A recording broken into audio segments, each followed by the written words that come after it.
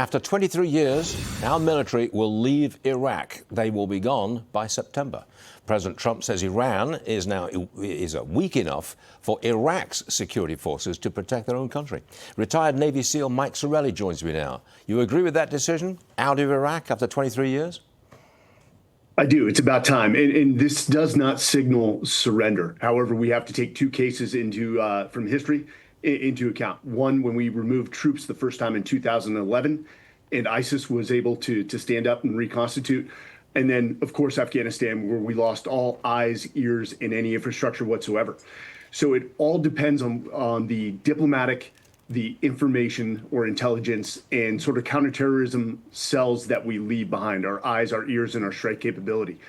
Ultimately, it comes down to wanting the ability to identify if ISIS is reconstituting, if Iranian-backed militias are becoming a threat, and our ability to kill either before they become a threat to our American citizens. So I don't take this as a bad decision.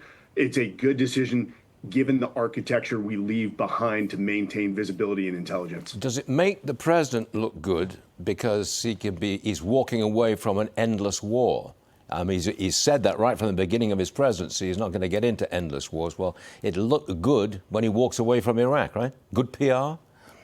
It's good PR. Additionally, with what he's doing in Europe and bringing some of the troops home or repositioning or redeploying them to Poland, this is in line with what he briefed. I understand the Iranian war sort of throws a contradiction there, but ultimately it's what's going on in the region, especially with Hezbollah. And the recent request to remove Israeli troops. Yes. The push to remove Israeli troops from Lebanon. Yeah, I want to talk to you about that. President Trump has reportedly told Benjamin Netanyahu to move Israel's forces out of Syria and out of Lebanon. You think Netanyahu's going to do that? And what does that say about our relationship with Israel?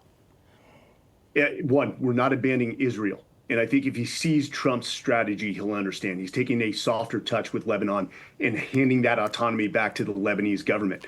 But what he's doing is narrowing the battlefield. He wants all regional actors focused on Iran and not fighting 6 different wars, which Iran can sort of escalate or exploit. And there is beauty in this, especially if Syria and al-Shara comes into the equation. Now, Syria is not going to send troops into Lebanon, but we have decimated their ability to be resupplied. We've isolated them. Now, Syria has the ability, because Tehran, it's essentially reversing 40 years of Iranian strategy, using Syria as a logistical hub to supply Hezbollah. But if Syria cuts off all their logistics, it will continue to degrade Hezbollah to a point where regional actors can deal with Hezbollah and decimate them with that softer touch. And it lowers the risk of escalation right now while we're focused on Iran. Mike Sarraille, thank you very much for joining us. We'll see you again soon. Thanks a lot. Thanks, Stu.